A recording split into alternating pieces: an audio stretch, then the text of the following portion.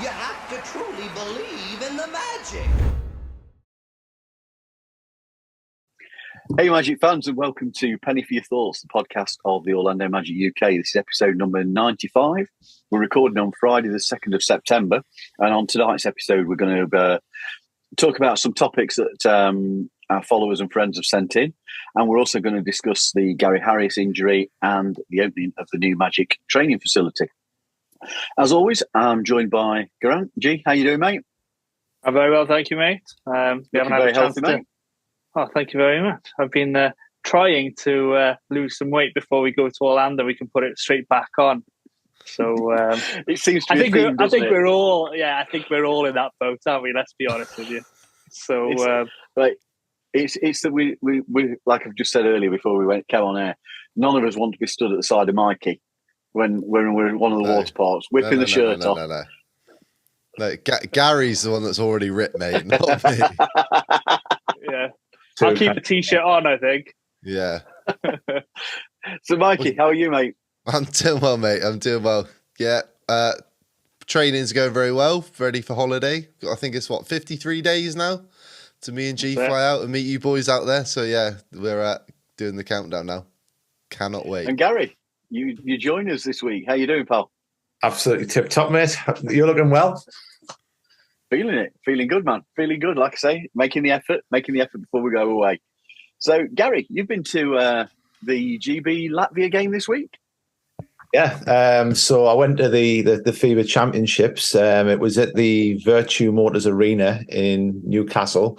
A friend of mine had got 2 tickets. They were courtside, £17 each for courtside seats. You can't fault that, can you, pal? Can it? We're right.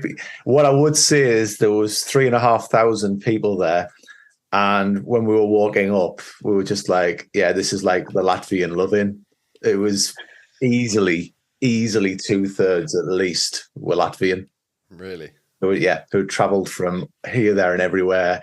There was Porzingis jerseys all the way on the walk down, either the national kit, which is a very nice like maroon red, or various teams that Porzingis has played for. There was, in some cases, DH Gate style jerseys that were kicking around, where you had the Knicks one, you had the Wizards ones, you had Mavericks ones, but it was just all like Porzingis mania that was running wild.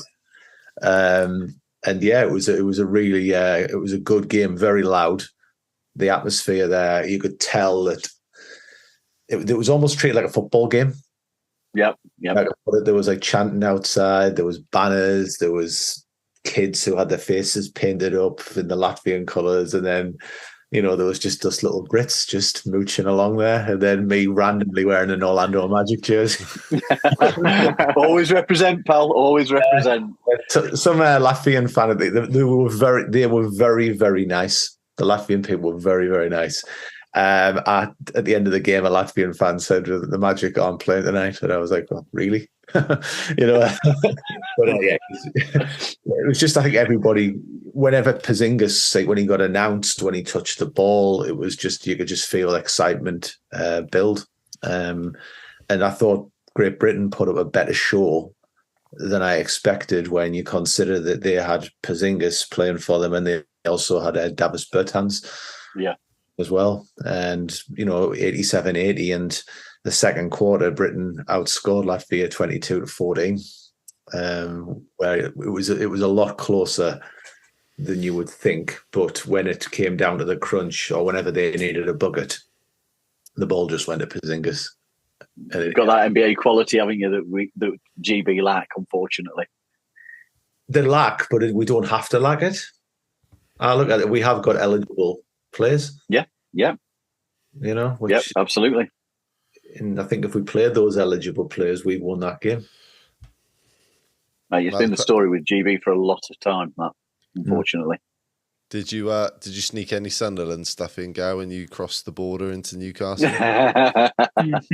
I just proudly walked in myself and my present.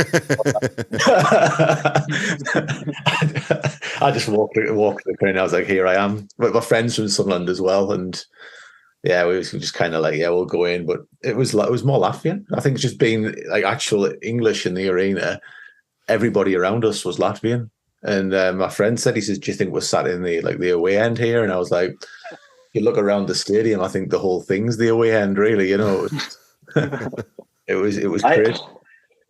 I had a similar experience. I went to the Copper Box some years back to see GB play Greece, and that was a heavy Greek-based crowd as well. Really good atmosphere. Because to be fair, even though it was a friendly, it was the final warm-up game, I think, for both teams before either World Cup or Eurobasket. So, and they were both going to be in the same group, so there's that little bit of edge to start with, and it was the atmosphere built, and that was a really close game as well. But again, they just had that little bit of extra quality that told. But does KP look ready then? NBA season? I would say so. I was explaining to my friend. My friend knows a little bit about basketball, and he's like, "What do I need to do?" And I was just watch that guy, and I was said to him, in my opinion, if Porzingis hadn't had the injuries he'd had, he would be an all-star. You know, he can do it all. He was running the floor. He looked comfortable. To be fair, Gabriel Olaseni, who was, you know, like the centre for the Great Britain, did a really good job. What he could do against Porzingis, and it was lost in the stats shuffle. But he had 14 points and 6 rebounds against Porzingis, which is not to be sniffed at. I know that Miles Hessen got a lot of the love because he had 58 and 8, but shooting wasn't great. Davis Bertans, to be fair to him, looked as though he might have an injury. Near the bench, every time he came to the bench, they were handing him a massage belt, and he was putting it on, and he looked as though he was struggling to me. But Porzingis had a lot of spring in his legs. There was a couple of nice dunks that he did. He was mainly getting up and down the court. There was a couple of times where he conserved energy and just kind of hung around a little bit because anticipating the ball would be turned over or such. But what I would say for him as well is I was sat near enough where you could hear the interactions and such. And they had a lot of the people who were looking after the cleaning of the court and the ball and stuff were kids, you know, teens, 13, 14 years old. And the way Porzingis spoke to them was a credit to Latvia and to the NBA. That's quality. It's good. Very, the word I would use would be gentlemanly. That's good. And you could hear it every time. And I was just like, you know what?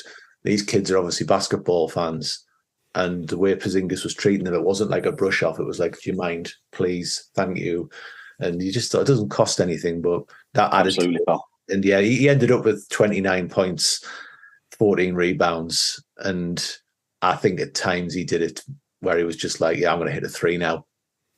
I bet I'll get a dunk." If they played him all the minutes, he'd have topped 40. And that's no slight on how Great Britain played, because I felt Gabriel Olaseni had a really good game against him, but Porzingis just was that NBA level star. Yeah. Speaking of NBA level stars and having really good games, anybody watching Franz Wagner with Germany? Not had a chance yet. I know they play tomorrow. Is it 1:30 tomorrow? They got their second game. They lost, didn't they, against France? Sorry, they beat France 76-63. Yeah. I've only watched odd highlights of his play. Yeah. But where do you watch it out of interest? Because I'm guessing it's either like the Eurobasket website or something. You got to probably pay a premium. I watched part of the game. I think they were playing Slovenia last week, weren't they? When they beat facing Doncic, and I think it was Germany's Twitter account tweeted out a link, and I clicked on that link, and I could stream it from my phone, no problem. So I watched parts of that game. But apart from that, I've had a busy week, so I've not had a chance to catch much.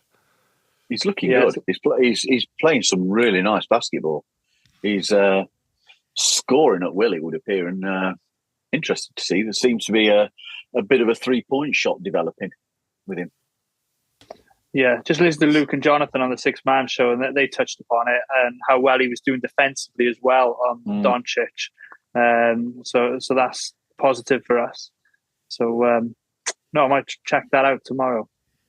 There's a nice blow by on Evan Fournier, isn't there? That he's that's getting a lot of publicity that Franz has done. Really, some nice handles, and then just blew by Evan. Smashes it home. It's a really nice piece of play. Well, I'll be happy to see a few bits of that type of action when we're over in October. It'd be good to see. Absolutely. Be good to see. Fingers crossed for an injury-free trip to Eurobasket for Franz. Don't jinx it, Paul. No, I'm not. Well, let's whilst we're talking of injuries, we may as well get on to the Gary Harris situation. On Saturday, it was reported by Woj that Magic guard Gary Harris had suffered a torn meniscus in his left knee. Crushing news for a team that at that point were 36 days away from the pre-season opener. It's now been reported that Harris has undergone arthroscopic surgery to repair the knee injury. So, Mikey, we'll jump onto your expertise. Talk us through that injury, mate, and a bit of the rehab process. Well, I wouldn't call it an expertise. I'm not an arthroscopic surgeon or anything like that. But obviously, you must have trained people back. Yeah, of course. I've done a lot of rehab with lots of people over the years. And obviously, knee injuries are a common thing for basketball players, from knee sprains to ligament and meniscus tears. And obviously, Gary's underwent meniscus. I can't even say it. Meniscotomy. I can't even say it. There we go. I know you're going to attempt that again. But yeah, essentially. Stop stealing my thunder a bit of messing the words up, mate. That's my job. But essentially, hopefully it's just a simple tear, which they could just trim that off to avoid the knee lock-in and to reduce any sort of pain. I don't necessarily think it's a bad thing him having surgery straight away, because he could have started rehab without having the surgery. And then you could have the setback that if the knee was starting to lock or you were getting knee pain, then he might have then required surgery a few weeks down the line. So actually having it earlier on might not be such a bad thing. And hopefully it means that he can get his recovery moving along a lot sooner. So obviously we've not really heard whether there's any ligament damage or anything like that. And I know Dylan Gallinari was earlier reported this week. I think it was the day after, wasn't it, that he'd torn his meniscus, and now he's got an ACL injury. He's torn his ACL. So it usually happens when you get a twisting of the knee. So the fact that he's had surgery hopefully means that he can get back and start doing some strength and conditioning stuff, because that's the next stage. Is ideally he's going to go straight into some strength work on that knee. After the swelling's gone down, if there's anything like that. And the main thing is working on that stability of his hip and his knee. Because he's actually suffered, if you look at Gary Harris's injury issues over his career, he's had a lot of hip and knee niggles on and off, and he's missed stretches of games. And they're connected. Like if you've got weak glutes and weak muscles in your hip, that's going to affect your knee and your ankle and all that sort of stuff. So I'd imagine that the training staff will be getting him to focus a lot on all those areas. And I know they've said they'll monitor his treatment and the rehab. But I'm sure once he's gone through that rehab and the training staff are confident, then it's back to general strength and conditioning, working his way back onto the court and practicing. So I did a bit of research earlier, but some NBA players have returned to the court within a few weeks, and others it's been up to 3 or 4 months. So obviously there's a lot that has to go right for Gary to be back as soon as possible. But at this point, we don't know. It's just we can just hope that he's back sooner rather than later, because people have been talking about him possibly starting if we want to compete from day one. He's certainly going to be a key vet, but hopefully Gary can get back as soon as possible. Yeah, I think it's unlikely that we actually get to see him play, unfortunately. He might though. When it broke, I know it's possible, but it's. I think when it broke, right on the outside edge of it. Yeah, and I tweeted, I was like, probably aim for January as a rough time frame for him to come back. But look, if it's a simple tear, and the condition, and the strength and that stability is in his knee, and it is just a tear, then hopefully it won't be as long as people possibly anticipate, but who knows? Well, just to throw something into the mix, there's a guy here who's had it done twice. I've had the op done just to trim out a bit of cartilage, and Mikey's touched upon some of the strengthening, etc., what needs doing. When you first have it done, obviously it needs to heal properly. Doesn't go red, nothing bad, and then you do get into it. But they said to me, I could probably, no, I'm no NBA athlete. I was playing five-a-side football at the time. But they said to me 6 to 8 weeks when I had it done. I didn't go back after 6 to 8 weeks. I gave it 10, 12, just to start running properly, etc. So they made me change my trainers because the way I was running, it was on a bit of a sort of a. Basically, it wasn't straight, so it was rotating the knee every time. So that's what messed my knee up. So I've had it done twice now, and I don't really want to have it done again. It's not that bad. So when I saw it, I thought, 3 months tops. So potentially could be back, but we'll see. Did you this is going to get really technical now, but did you get flat feet? So so my planting when I was running wasn't flat, so I've had to change my trainers. So that's basically what did it for me. Stability under the arch of your foot, and again, that sort of thing can be connected with the hip as well. And if you get back pain, all that sort of stuff. Sorry, it's not turning this to a PT podcast. I think it's interesting because it's something that's affecting the team, and the team don't put out a lot of information about somebody's injury or what's going to be involved in their rehab. So to talk about it as, with G, like a personal experience, and Mikey, you having done the personal training side of things and help people rehab back, it's interesting for people to hear potentially what's involved. And if they're saying 6 to 8 weeks for G, who is an athlete, not quite on Gary Harris's level. All right, have you seen his 3-point shooting? No, I wasn't on about that. I was on about the bicep curls of the pints.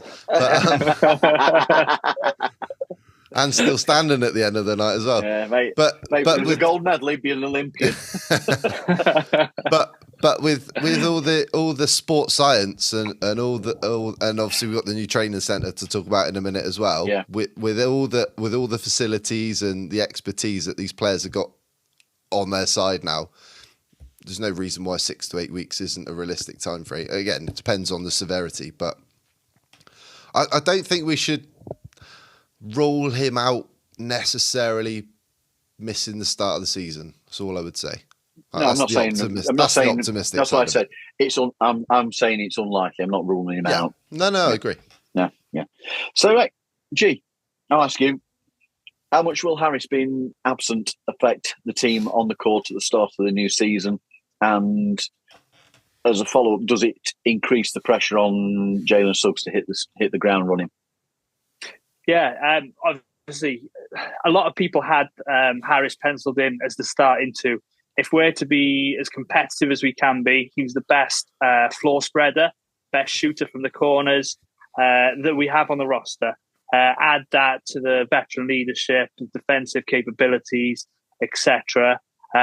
He's someone you'd like to have on the court. So obviously a massive miss.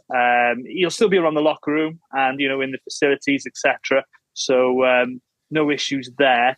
But onto your second point, it will cause a lot more sort of pressure on the rest of the guys, like Jalen Suggs, who we're looking for a big improvement from his rookie season.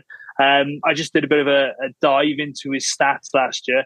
Now, I think he did 34 minutes a game or so, 12 points a game, 3 rebounds, 4 assists, 1.2 steals. But the issue with Suggs last season was primarily down to his shooting capabilities and the turnovers.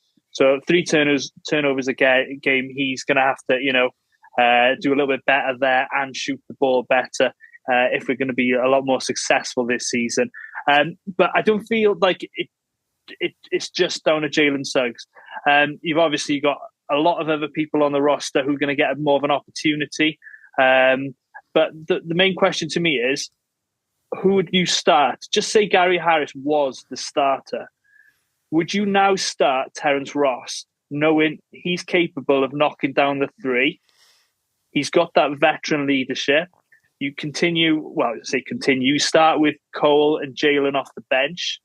And you know that NBA defenses have to zone in on Terence Ross. You know you can't just, leave him in the corner.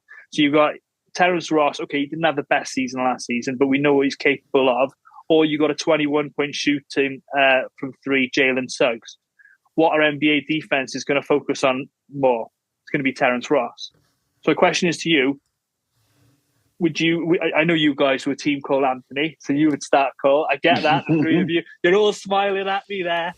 But would you consider Terence Ross? No. Not starting. Mate, not for me. No. I've got to be honest, I've kind of come round more to the thought of Jalen starting as the two. Welcome to the side, mate. And bringing Cole on as the backup point guard to Markel, and playing Cole with Terence. Particularly now that Harris is injured. I think it perhaps gives you kind of expect. I know this is going slightly off, but you kind of expect Mo to be the backup centre. Mo's a really good trailing 3-point shooter. Chuma as your backup 3 or 4, providing a fantastic disruptive defence. And I think it's easy to forget how he can shoot as well. I think that you put those as a second unit, and you start to see some really good floor spacing amongst that group. So that's kind of where I'm coming with Jalen now being the starter and Cole as the backup point guard with either Harris or, if he was fit or now Terence. Yeah. It's like we've got a few too many players now, isn't it? For a first 5 and a second 5. You got one too many, which is a nice problem to have. Well, I've written an article on the website that's playing about with, it looks at the squad. And I've played about with some of the different rotations. There's some really, really interesting and entertaining ones that we could put out there. But it's all on the website, so if people want to check it out, they can do. I guess it could be a subject for us at some point on the pod at length, talking about the squad. We'll see what happens with that. Yeah. So, just going back to your question then. So, does it put a bit more pressure on Jalen Suggs? Yes, but it also puts more pressure on the likes of Terence Ross, Cole Anthony, RJ Hampton, who'll be looking to have an opportunity. Even Caleb Houston, So, next man up, as we know from the last 2 seasons. So, yeah. I personally think that regardless of the injury, the pressure's on anyway. Oh, yeah. Isn't it? Yeah. That's why I say ramp it up more. If anything, it just gives them more opportunity, doesn't it? Which is what the young players need. More minutes. There's more minutes to go around.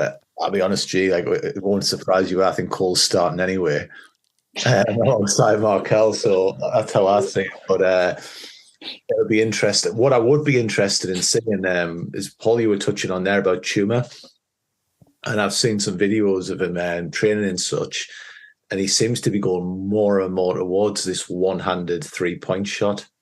Okay.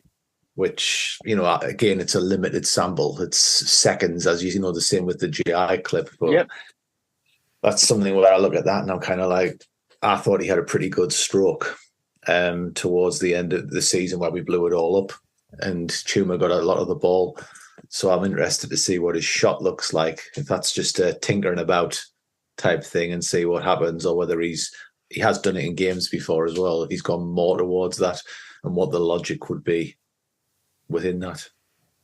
I think when he entered the league, his technique was a little unorthodox to begin with, wasn't it? Was his hand, it was either on the top of the ball or in front of the ball, something really, really weird. really odd. And then he sort of cleaned it up a little bit. I don't care how it looks as long as it goes in. But... Goes in. No, absolutely. Three's a three. I don't care if it bounces off the backboard, if it rolls around the rim, or bounces off somebody's head to go in. I don't care as long as if it's scoring. If we were going to have 100% 3-point shooters, I'd do the underarm method. Wouldn't care less. A win's a win, you know. And, leading on from the injury, it's like we plan these things. The Magic on Wednesday opened the new training facility to much fanfare. It seems to be something that's universally popular amongst the team, the players, and equally one or two other NBA players. I've noticed there's various folks have tweeted out about it. So the facility is listed as being a 70 million state-of-the-art training centre to include 2 practice courts, 8,000 square feet of weight rooms, recovery massage rooms, a float pod, cryotherapy. I have actually practiced saying that. Altitude chamber, which I'm really impressed to see. Outdoor pool, turf area, sauna, steam room. There's lounge areas, video room. There's a mini golf in there, along with multiple food options, including a barbecue area. So, G, you jumped on it straight away and said, well, we're not having a change of logo with it being plastered everywhere. I noticed that straight away. One of the first comments on the Magic post about it. But aside from that, Mikey, what was your first impressions of the facility? Well, it looks very, very nice. You'd love a play, wouldn't you? You and Gary would love a play in that way. Really. 8,000 square feet gym to throw some weights around in. Yeah, I wouldn't mind that. We've got text about it, Mikey, haven't we? Mate, absolutely. But so Gary actually sent me a picture of all the brand new shiny dumbbells with the logo on. Like, what do you reckon they're doing with the old ones, with the old cartoony type logo? Do you reckon they can ship them over for our little gym over here? Yeah, that'd be quite funny. But yeah, it looks very good. The Magic are now, they've put themselves top of the list of all, the race to get the best training facility in the NBA. That, like you said, Paul, they're already getting recognition from other people around the league, and they've certainly put themselves on the map with the facilities that they've got right across the road from the Amway Centre. Which forget all the nice shiny lockers and family rooms and all that sort of stuff. That for me, the biggest thing is you've got things like MRIs and all these different scans and things like that are right there. That, let's say something happens in the game, that the players are right across the road from getting all their getting assessed for injuries and stuff like that straight away. So that's important for getting players back up on their feet quickly. I can't talk properly tonight, sorry guys.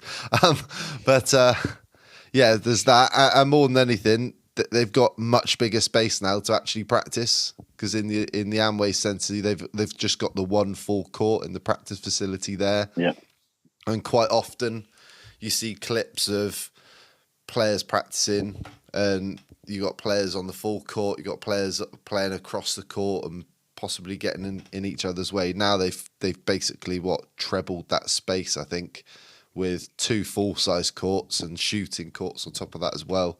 So yeah, the players got everything now that they need to get better. So Gary, as we've already said, there's been several NBA players tweet out about it. Magic are saying it makes them a more attractive destination for players to want to come. So does this signal for you a serious intent by the Magic to become a destination of choice for free agents and the like? Yeah, before I go into that, Paul, I was just going to say, but you mentioned about the altitude chamber. Do you know who supplied that? No, go on. Mr. Greg Anthony. Really? Oh, yeah. So Greg Anthony, I'm 99% positive on this. Greg Anthony's the president of a group called Altitude International. And they signed a deal with the Magic in 2021 to fit an altitude chamber into the training facility. So when I saw that there, I was like, that's got to, because they were the Magic, I believe, were the first NBA team to take an altitude chamber. I think the Dolphins were supplied by them as well. And Greg Anthony's the president of that company. So it's kind of kept in the family. So when I saw the altitude chamber, I was like, yeah, it was right. When I'd read up. That's a great find, that. Well, that. Mate, if for nothing else, I'm pleased I asked you to come on tonight now. I'm one of these. Very own Stato. Well, what it is, G, is it's I tried to buy shares in Altitude International because it was a penny stock. I tried to buy shares and I couldn't get them. And it was about 10 cents a share when I tried, and then it went up to about 35. And I was like, I'd actually asked a couple of stockbrokers and they just never bothered replying. So, yeah, rats, as you would say, on that one. But yeah, when I saw the list of people, like, it's really, if you go on their website, it's got a lot of sports science behind it and like professors and such involved. But right at the forefront of it all is Greg Anthony. So yeah, it's no surprise that the Magic would be the first NBA team to be in with them. So just another reason why you start cold, really. That's it, Mikey. Mikey, you're reaching out to Greg, get him on here. Let's have a talk to him about it. Yeah, absolutely. Free plug for him there, isn't it? But for the question, I do think it's an attraction. And I think really what we look at with the Magic is we've got to maximize everything we've got, because we aren't an LA team. We aren't a New York team. We aren't Chicago. We aren't Miami. So we don't have that natural big market appeal. So we've got to take every other asset we can get, and we do have them, to get free agents to come here. And when you look at, like, historically, Horace Grant was really the first, I would say, big free agent pickup for the team. And he came in really to play with Shaq and Penny, to come off a declining Chicago team, or as it seemed, without Jordan. And then Rashard Lewis, I would say, was the other, like, Hero was a good pickup and such. And you'd look at it and you'd go, Grant Hill's a rebuild. T-Mac, they got the bag thrown at them. The Magic still, I felt back then, had the reputation as an up-and-coming, pretty big hitting team. But when we got Horace Grant, we were on the way up. And then I felt Rashard Lewis came in where we'd kind of dropped back down again. And we got both of those players off the back of, we could make a title run with, like, Dwight Howard, Shaq, etc. So I would say it's big for that. We've got possibly the marquee talent. When you look at Paolo, when you look at Franz, have we got that 1-2 punch? We've got the tax-free state. Orlando's got a nice climate. It's got facilities now. And I would say what's really important is not just the facility, but it's working with Jamal Mosley. We've all seen the Luka Doncic hug and put 2 and 2 together and said he's coming to Orlando. But the reality is there are 30 teams in the NBA, and there's going to be WhatsApp groups, there's going to be chat, etc. And these things will carry about what the coach is like, what the organization's like, what the facilities are like. You're an athlete, you've got 15 years in the NBA. Well, if you can have 15 years and you're going to be looked after in such a facility, that's only can be a good thing. You don't want to be going into, like, there's a famous story when Roy King came into Sunderland, looking at it, $1 billion organization, as he said, and he looked in, and straight away there was wheelie bins, and he went, "What are they for?" And they went, "Oh, it's the ice baths." And he apparently he blew a gasket, ordered them to be thrown out immediately. And Sunderland then had the training ground, which had been an asset, re-upgraded under Keane with, like, weights and a cryo chamber and such put in on his behest, and it made it into, Mikey, you might have this muscle and fitness, but it was a selling point. And Jermaine Defoe, for example, extended his career because of it. So for the Magic, if we take that down to 30 teams only, free agents, state tax, up and coming, Paolo Banchero can only be a good thing for me. Weather. Don't forget the weather. Well, the weather works for me, G, but not everybody. So yes. It's quality. Now, we thought it'd be a little bit of fun to ask our friends and followers what they'd like us to talk about, and we got a little bit of a mailbag. Now, there was somebody called Gary who sent one in to start with about an upcoming trip. So, Gary, we'll go straight to you because this is your question, isn't it, mate? Before we come on. Could have been Gary. No, Gary's is coming up after. Gary with an I is coming up Gary after. and I. About, a lot of the questions related to the upcoming trip that we've got. And yours, mate, was what are we most looking forward to? Non-magic activity. So let's start with yourself, Gary. Go on, what's yours? I wouldn't class it as I would say it's a non-magic activity in a way, but it's going to be good to catch up and meet people. Yeah. As well. So seeing you guys, seeing others who are coming over, catching up with Cortez when I'm out there as well. That's big for me. I'm really looking forward to trying the Halloween Horror Nights because I've never been able to experience that. So that's on the I really want to do that list. And then just getting back into Gideon's, which I've been selling Mikey on via text for it. So yeah, just getting into Gideon's really, and getting one of those cookies and such, and a nitro brew coffee. Well, I'm not going to lie. I'm all about the Velocicoaster and the Rise of the Resistance. They're both were being developed last time I was over, and I was sort of looking longingly through construction walls, thinking, desperate to get onto those. And I'm that generation where Star Wars was the film that I grew up watching. I remember sitting in the cinema in 1977 and being absolutely blown away by the spaceship coming over in the opening scene, and I've been ridiculously addicted to Star Wars ever since. So that's going to be massive for me. Are you going to have your own? Are you going to get your own lightsaber? No, not at the price of those. Not a chance. Not a chance. I'm retired, you know. I'm a pensioner.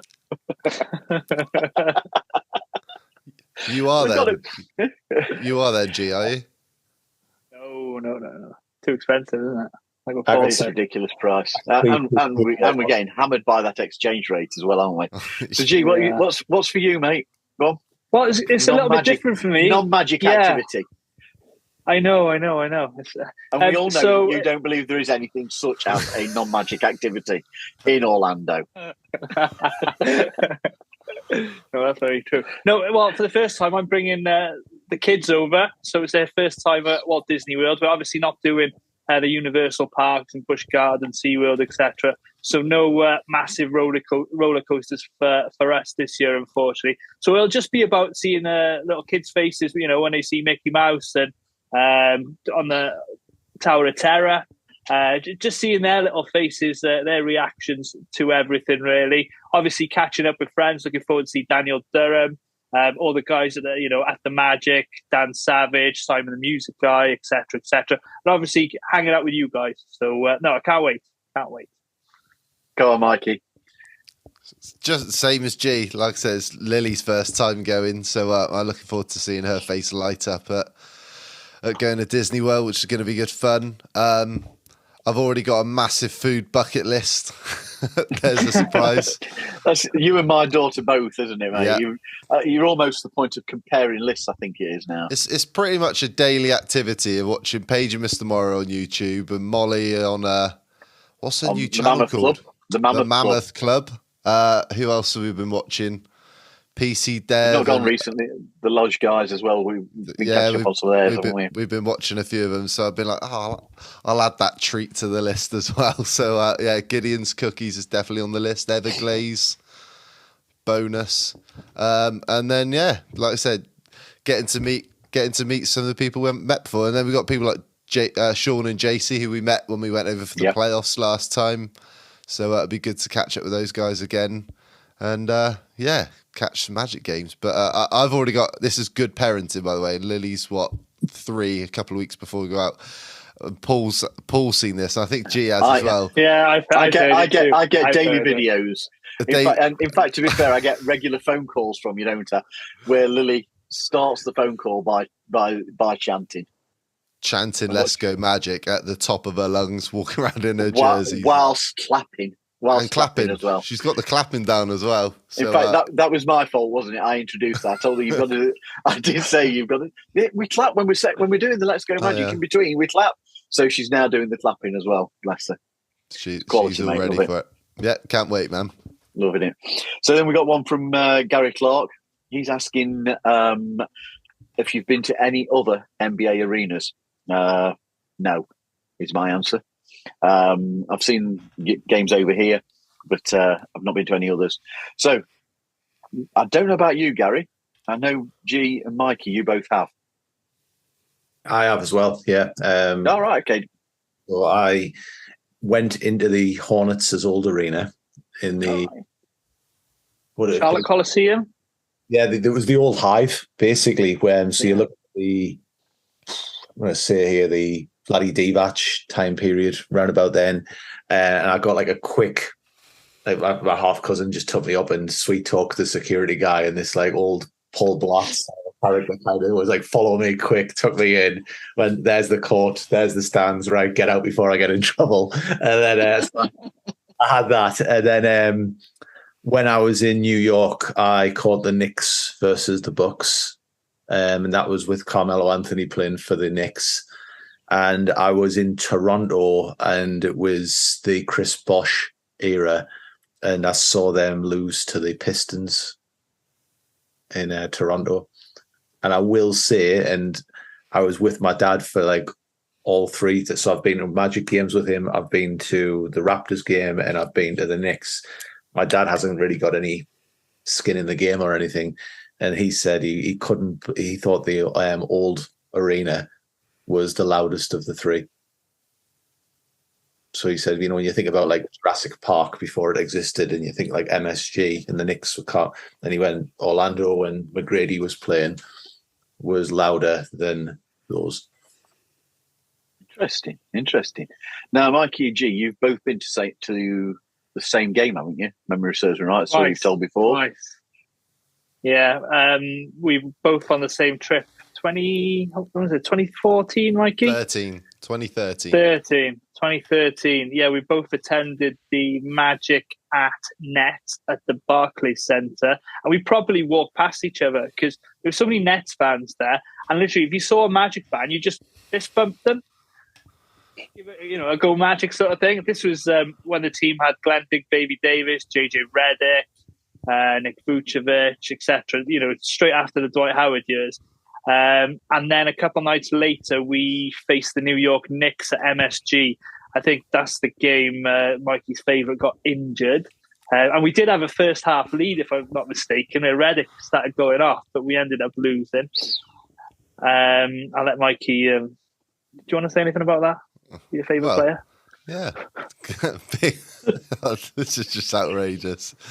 Isn't it true, Mike, that you've got a pillowcase with Big Baby Davis's face on it? I have. And I got my jersey. I didn't really sell it. I converted that into another pillowcase. No, I didn't. Like I said to you guys before, that was the trip that I bought a Big Baby Davis jersey. But what else? This never gets old.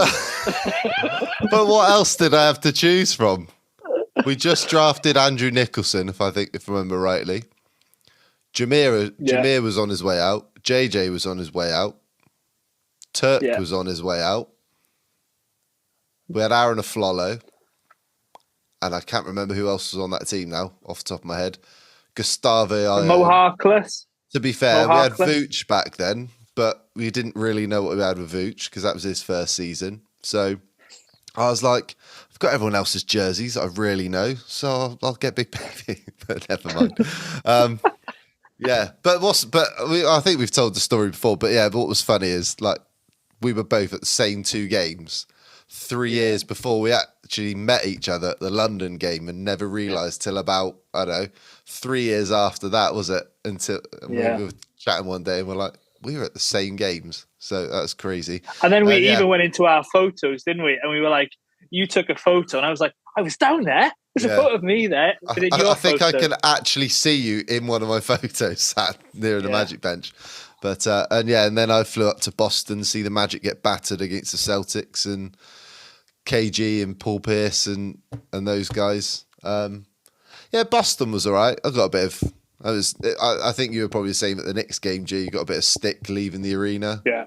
Wearing your Magic stuff. I mean, was to be expected on the road, I suppose. But yeah, it was all right. It was good fun. Had a few drinks. Yeah. You've also been to the Miami. Yeah, We've both been. Yeah. Well, we've both both been been there, haven't you? on separate occasions, isn't it? I watched the Magic play the Heat, and it was the Magic were playing the Heat. So Daniel, Amy, myself, and Rihanna drove down to Miami. We stayed overnight, and it was the day that the Heat basically. It was a year after LeBron, and they missed the playoffs. They beat us that night, but we were in a section in the lower bowl, and there was a couple of college guys, Magic fans there. And we started a chant midway through the third quarter because the other results weren't going the right way for the Heat. No more playoffs. And there was a guy, probably a scrawny little teenage guy, right, about 10 rows in front of us, turned around and started shouting at us, like, "What are you doing here?"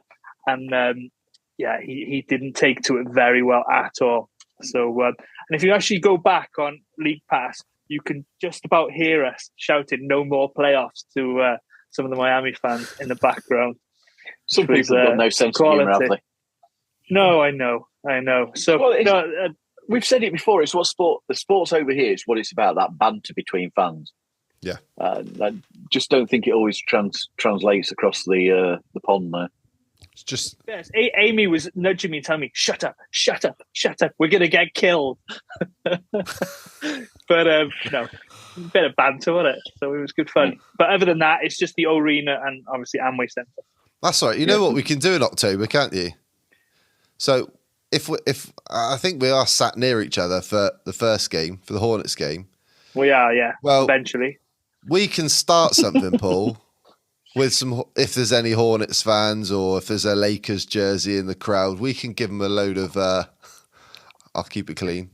Give them a load of grief. And then we'll just stick G in front of us and let him deal with it. Can we do it after we've been involved with Dante?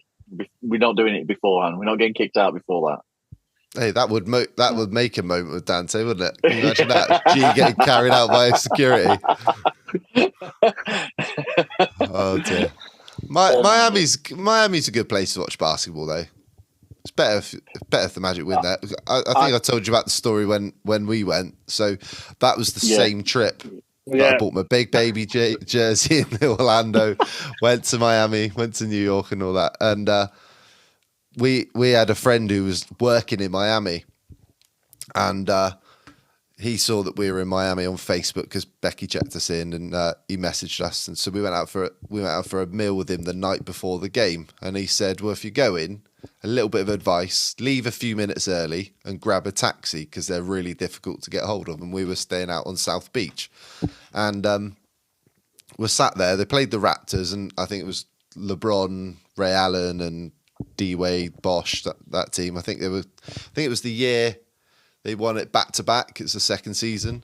And we're into like a minute left in the game. Miami were losing by, I don't know, I think it's 6 or 8 or something off the top of my head. And Miami turned the ball over and you're like, right, that's it. They'll run the clock down, game over. So we get out of our seats, leave the arena, go down the you remember, G, you go down the escalators, out the front doors, walk down the steps, and there's normally a queue of taxis. We got in the taxi, and the taxi driver's got the game on the radio. Anyway, long story short, Miami tie the game and it goes to overtime. So we're in a race to get back to South Beach in the taxi, and we sit and watch the last 2 minutes of overtime on the telly in the bar in the hotel. And we sit there, put the program down whilst we order a drink, and the guy's looking at us and looking at the game on the telly. He's like, aren't you supposed to be there? I was like, don't talk to me about that. I think Miami come from behind to win the game. So, there's it's a bit like the Liverpool game the other night. Never leave a game early. Yeah, it's a golden rule, mate. It's a golden rule. Never do it. I mean, for me, I think you've both been to the two arenas I would like to go to. I'd like to go to the TD Gardens. And I'd like to go to the MSG. I understand that Atlanta is also a cracking venue to go to. Everybody I know who's been there said it's a really good arena to visit, so that's kind of on the list as well. Think I might end up with a divorce if I actually do that on this trip, though, because we are over there for that Arctic game. Well, you got 3 other people on here, mate, that we'll all chip in and join you. So. As But yeah, long as as long as the wife and kids make it back home. Yeah, might not end well for the holiday for me on that one. So, yeah, we've also got one in from Sean, also known as Michael J. Fox, who's going to be out on the trip with us, asking about game day routines, pre-game, once you're in the Amway. Gary, as you've been the most recent to be in the Amway, what was your routine before the games? Basically, I met up with Cortez when I was out there, and I was taken to Gringo's Locos, where there was some delightful tacos on there. So Mikey had that to your list as well.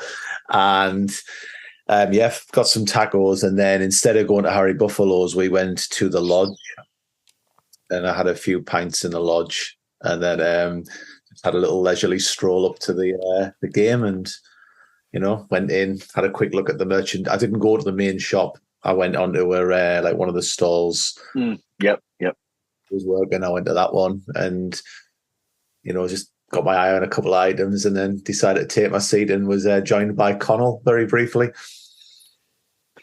Gee, what's your go-to? Well, typically, if you're going out and having a few beers, you go to Harry Buffalo beforehand for a few. Obviously, when the arena opens, straight to the team store and spend all of your money. And then you just... Yeah, and everything else. Has to be done, doesn't it? Has to be done. I know. That team shop won't know what's hit them when we come in October. And then I do like to have a little wander around the, inside and just have a look what's been updated on the history sort of part. See what else is new there. And just go to the baseline bar, really, wait for the game, and then get out, and watch the warm-ups as soon as you can, really. And obviously, you've got to be in your seat for the player introductions. When the lights go down, that's obviously something special, something, big part of my game day.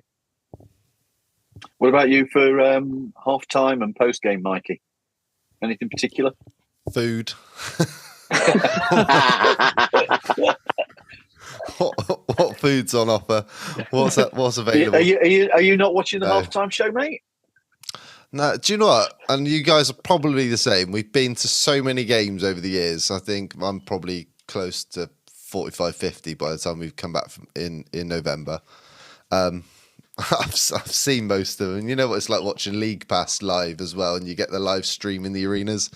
Yeah, so there's only so many times you can watch like the bloke with the chihuahua and Red Panda and all of those. Are you telling me that the local dance school recital doesn't do it for you, mate? No, it doesn't hold your attention. But no, halftime, find some food, grab my seat early. I don't like miss. I'm not one of these that like.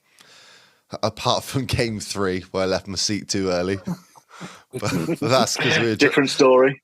That was because we were drinking too early and I couldn't hold it any longer. And but yeah, I don't like missing action. So yeah, I'll get my seat early, sit in there to halftime, grab some food, and get back on my seat. Because it's funny, isn't it? Like Gary was talking about the old Amway Arena. Like that was always full. Like when we were good, like it was always full. Like start of the third quarter, everyone was back in their seats because you're there to watch the game. The only thing with these new arenas now is because there's so many things to see and do around the arena. That's the only thing is like the start of the third quarter and the arena is like half empty because everyone's still in the Phil's Ultimate Lounge or grabbing drinks and playing games on the concourse and whatnot. So yeah, but no, I like taking all the action in. We're only there for 4 games, so you got to make the most of it. I like to be in to watch the warm-ups, and as G said, national anthems and player introductions. It's all part of it. But I'm one of these that whenever we always go in via the team store entrance every time. Every single time. That's the way in for me. Has to be. And like G said, always end up spending way too much money. The worst experience though, and it is one of these things that you've got. I mentioned item of the game. I remember we were over there in 2018. First 3 games each time we'd been in, buying stuff. Game, and we bought the item of the game. The first game we'd been in, and we'd virtually cleared the store out, spent an absolute ridiculous amount of money. We walked into game 4, and they didn't have a specific item of the game. The item of the game was 25% off across every item in the store. I will not repeat what I actually uttered to my missus about that one. Well, luckily the exchange rate was better at that point, wasn't it? Oh, mate. Let's just say I could have cried quite happily. I could have sat there and cried. I didn't realise that would be that was an item of the game potentially that they reduced. So I may just actually hold off buying an awful lot this time round until we are on the final game, the Houston Rockets game, and then if they've not done something like that, then I spend. So we'll see. We'll see. The other thing that we did in 2019 when we all went over that actually wasn't about, and this is a good little tip, if you go to the game and you go to the team store beforehand, it's normally very busy. So if you want a bit of chill time and you want to take your time in the team store, go to the arena earlier in the day. Yeah. When nobody else is there and you got the whole store to yourself pretty much, which is what we did, didn't we, on the day of game 3. So that's a good little tip. We did. Gary, it's going to be your first experience of the Ultimate Lounge, isn't it, mate? You've not done that before, I don't think. No, I'm not sure what to expect really. So any insights would be appreciated. The only thing I will say is that when we've done it, we have one rule: if the arena opens at 5:30, you are there at 5:30, and you're the first to the buffet. Is it a good buffet? Oh, mate, yeah, nice food, food. But you're first to the buffet because 1, it's fresh. 2, you get a table, and 3. By the time players start coming out and you can perhaps have that interaction in the tunnel, you've had your snap and you've not missed out on the food, so you can see all the action. Nice. And then at half time, make sure you're in the right position. You might end up on the screen for Dante's half-time interview if you position yourself right, mate. I'll do my best. I know me and Gary Clark are in for that one. Sat next to each other for us, and he's staying in my hotel as well, and it's my last night in Orlando as well. So it's going to be pretty good, I think. Well, I should be dropping you messages telling you to nip in and fetch extra box of the popcorn, because my daughter can get through popcorn at a basketball game like nobody. She's like a locust going through a field. It's ridiculous, honestly. So yeah, you'll be bringing popcorn across to me. That's totally fine. To be honest, I was going to say and Skittles as well. I'll be having the Skittles, mate. Hey, get me at the list out. But if they've got anything about them in the Magic merchandising department, they would just release both of those jerseys for when we're out there, because they've automatically got about probably 50 jerseys sold straight away. if you're listening to this, that's what you can do. That's what they need to do. One of the other questions that came in also from Sean was asking about other Magic content that you guys recommend. Now, I don't make any pretense. I rarely listen to anything else, so I'm absolutely no help to Sean here at all. So, guys, is there anything that you was perhaps a little bit more left field outside of the stuff that everybody knows about that you listen to or watch? Yeah, I mean the standard content. The best, I believe, is the 6-man show. Then obviously the Ozone podcast, Locked On Magic. Philip Rossman-Reich's very good, and then after that, you're into Mikey's realms when he's listening to these random podcasts. Not anymore. Not anymore. No, I used to. And then you got the Court Cousins, the Close Up Magic. Yeah. There's a new one where the magic happens. They've obviously got the Magic Pod Squad with Dante. Apology if I forgot any of the other, Penny and Pops as well. So there's loads of really good Magic podcasts. And then on top of that, I tend to listen to like Zach Lowe, you're a big fan, aren't you? Brian Windhorst, even though he's a bit of a windbag, a brown nose for a certain player in the Lakers, but other than that, yeah. But okay, one other, and this is from Jacob, and we'll do this one quick fire. It's way too early predictions for the winners of the NBA awards. So, MVP. Oh gosh. Right, I'll go something different from some of these won it. I'd probably say Giannis, but let's go Joel Embiid. Okay, Gary? Giannis, probably. Mikey? I'll stick what I said on the Ozone pod. Joel Embiid. I'll go different. I'm going Steph. I'm going different. I'm going Steph. Okay, most improved. Gary? Oh, I've got a list of 3 here. So if I'm going to go Homer, I think Wendell's got a shout, given the way he ended the season. If I'm looking at recent trades that have happened, I think it's worth considering the minutes that Colin Sexton's going to get in Utah and the stuff that might allow him to put up, but it's going to be on a losing team. So I think if you're looking at a team who's probably going to be in the spotlight, who's probably going to look to go deep in the playoffs, I think Tyrese Maxey might have a shot. Interesting. Mikey? I'm going to go a little bit different, and I think Gary might enjoy this one. LaMelo Ball. He's who I think is going to win most improved this year. Yeah. That is different. That is left field. Yeah. G? Yeah, that'd be quite a jump, that one, because he's already quite good. I'm going to go with a Homer selection and go Markelle Fultz. Because I thought he should have won it last. No, really? I thought he should have. Well, I thought he could have won it last year had he not got, injured, or the year before, whatever it was. Had he played Markelle Fultz. most of the season? Yeah. Yeah. What about you, Paul? Yeah. Oh, I ain't done it, have I? Do you know what? I actually like your shout to Tyrese Maxey. I think that's a good shout. I like that one. Yeah. Because like you say, he's going to be in the spotlight. Yeah. That's, good shout. I like that one. So let's go with 6th man. Mikey. Oh, do you know what? Come back to me, because I wrote it down earlier. I wrote it down a list of 3 and I've lost it. Hold on. G? Jordan Poole. That's good shout. That's a good shout. Gary? Again, looking at teams who are going to have spotlights and who are going to win if he stays healthy, I think Malcolm Brogdon. We have the same one. Yeah. We have the same one. Mikey? Jordan Poole was my name. That was the guy. Okay. Yeah, because again, I can see that. So, defensive player of the year. Let's go with Gary. You can have first shot, mate. Right. I'm going all the time for spotlights, and I think it's possibly Ben Simmons.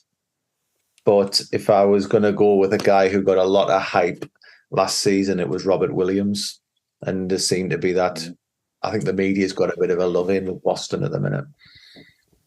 Perhaps rightly so, but I think Boston he was getting a lot of hype towards the end of the season. G, where are we going? I'm going Kawhi Leonard. Yeah. People have forgotten about him a little bit, perhaps. So if he, stays on the court, plays some games, I'll go with Kawhi Leonard. Good shout. I like that one. I hadn't thought of him. Mikey? I am going Marcus Smart to win it 2 years in a row. Similar sort of reason as Gary's on about. The Celtics have got a bit of the spotlight. I think he's going to win it again. See, Marcus Smart was where I was. Whether or not I think he is actually the best defensive player, but that's where I was kind of aiming. But do like G's Kawhi Leonard shout. Yeah. That's a good one. I do like that one. I'll stick with Smart. I'll stick with Smart based on that's what I've got written down here. So we'll not ask who's winning Rookie of the Year. We'll ask who's winning Runner Up, because I'm sure that we're all going in well. Now, Rookie of the Year. I'm guessing that we're all homers. Yeah, we are. Caleb Houston. No. I'm guessing that it's four Paolos. Yeah. Yeah. Who would be then your runner-up? I think Murray's got a good shout for it. Okay. That's what I've got as well, Keegan Murray. That's a good shout. Yeah. I think if Sacramento make the playoffs or the play-in, don't be surprised if he gets the Rookie of the Year, because the media making such a big thing about it. and exposure. Yeah. I think another guy who could win it possibly is Jaden Ivey, for the same reasons. If Detroit made the playoffs, and the fact there's going to be I think there's going to be more focus on Cade this season. I think they're big threats. I did wonder about. I've got to be honest. I did wonder about Cade for most improved as well. I know he had a good season, but I did wonder about him in that category as well, because simply of the loving that there is amongst the NBA media with him and his play. So I guess go on. If Ben Simmons comes back and starts putting numbers up, the media will give it to Ben Simmons for most improved.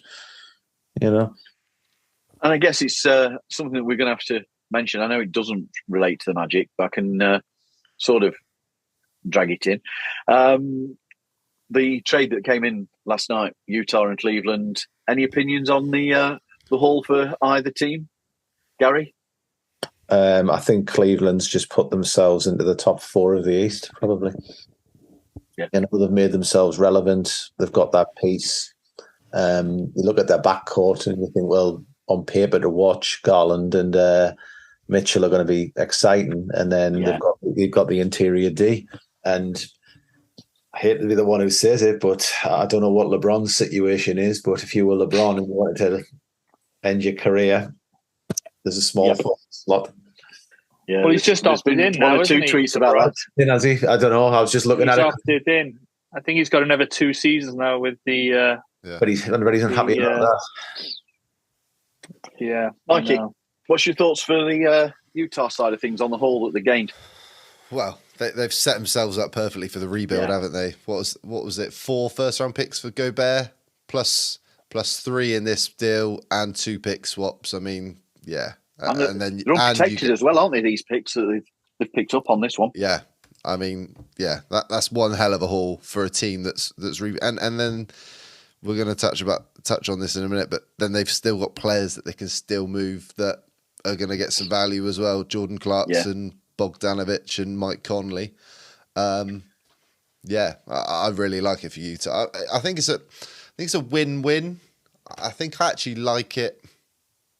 No, I'm not going to say that. I wouldn't say it's more one team's better off than the other. I think they're 2 ends of the spectrum. I think it's a trade where both teams have won. Yeah, they have. I think it's Cleveland have got what they needed for now, and Utah have got what they needed for a rebuild. It's one of those trades where you look and think, yeah, you've both done well out of it. So, we've just mentioned that the reports are that Utah are still shopping other names around. Bogdanovic, Mike Conley, and Jordan Clarkson. Anybody veteran-wise asked that you fancy? It landed in Orlando? That's how I've managed to work it in. The most tenuous of links here. Yeah, it's a bit too early for us. But we're going back to that deal. I thought that Utah could have got better players, perhaps. Markkanen, really, he's all right. And Sexton, I don't know. I think they could have got somebody just a little bit better. I know they got potential, and I like the picks that they've got. But, the Knicks shot themselves in the foot when they, re-signed RJ Barrett, and that kind of put the brakes on that. So it's a good deal for both teams, as you said. But I don't know, Donovan Mitchell, just maybe a little bit more for me. But going back to those players, yeah, you expect them to be shipped now. Expect the likes of Miami, probably the Lakers, who will probably try and ship a 2nd-round pick for one of them, Jordan Clarkson or somebody. Bound to happen, isn't it? Let's be honest. It's a fire sale now for the Jazz. Yeah, I know. What's the NBA media going to do with a Bleacher Report now that he's not available to be the makeshift in every deal that they cook up for the Lakers? It'll be Austin Reeves next, the next big thing. Would you, out of those, who would you actually take if you had the choice? Clarkson was a former 6th man with the shooting and veteran experience.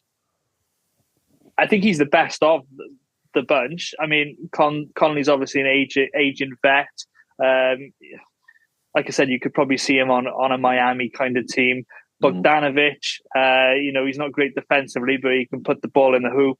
But Clarkson's got the most value there for me. When we're going through the 6th man of the year, I strongly considered him based on his performances the last couple of seasons. But chances are he might get the nod to start based on, what they've got left. So I think Clarkson's the most valuable and the best of the bunch. I think if it wasn't for the contract, I'd like Mike Conley on this team. If it wasn't for the contract, and obviously you wouldn't want him to play you wouldn't necessarily want him to play a lot of minutes, but certainly playing a similar sort of role to T. Ross or Gary Harris in terms of we've only got 2 vets on this team. Do you know what I mean? And I do think that's valuable. Mike Conley's had a good career. Yeah, that's where I wondered about when we worked in with those names to bring in that veteran experience. That, as you say, we've only got 2. What this does, though, if you look at this from the Cleveland's point of view, is that this could be us in a year or 2. You figure out those 2 or 3 star players that you've got, and then the next player, Luca, becomes available. That's the sort of deal that you can position yourself for. So, and Donovan Mitchell's age also fits the timeline of the rest of the Cleveland players, doesn't he? So, yeah. It's been said before, hasn't it? That I think you were one of the first people I heard actually say it, Gary, that you see no reason why the Magic can't do what Cleveland did and make that jump this season for the additional wins. So yeah, it's. I agree, Mikey. It's something that you look at and think, why isn't that us at the end of this coming season or further on? The problem I think we've got is how deep the East is now. Yeah. Because Cleveland were one of those teams who you were kind of like, after LeBron, you were kind of writing them as like outside the playoffs team. And then there was the whole, are they going to blow it up and drop out and such? And really it's what's happened in Charlotte. They look as though they're a team who would struggle to get in the playoffs right now.